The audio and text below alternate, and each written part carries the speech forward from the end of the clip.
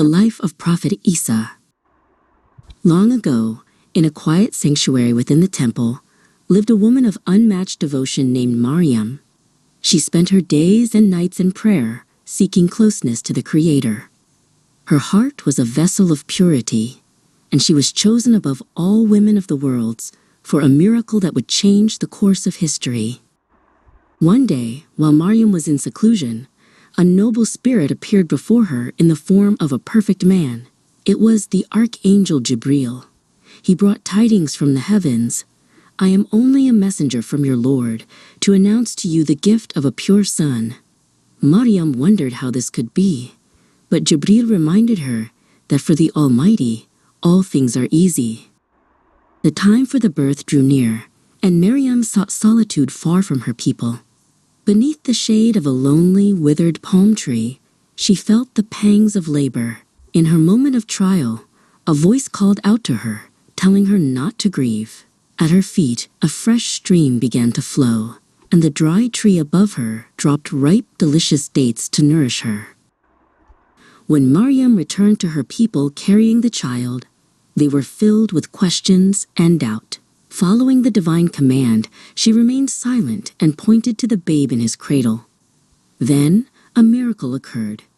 The infant Isa spoke with the wisdom of a prophet. He declared, "Indeed, I am the servant of Allah. He has given me the scripture and made me a prophet." As Isa grew, he became a sign for all mankind.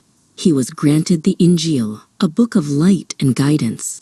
One day, to show the power given to him by his Lord, Isa fashioned the shape of a bird out of clay. He breathed into it, and by the leave of the Almighty, the clay took flight, becoming a living bird that soared into the sky. The path of Isa was one of mercy and healing.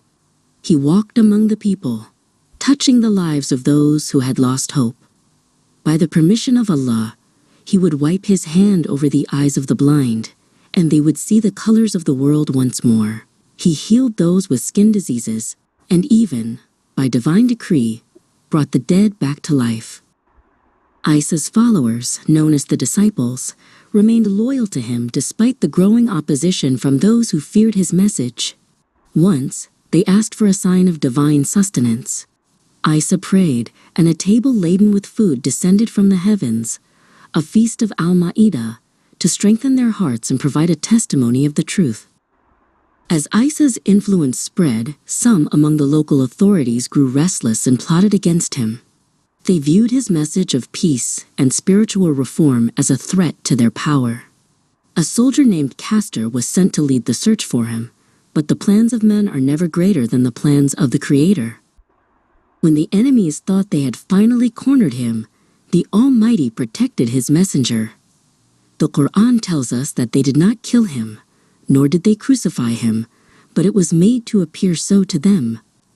Instead, Allah raised Isa up to the heavens, keeping him safe and honored until the appointed time. The story of Isa does not end in the clouds.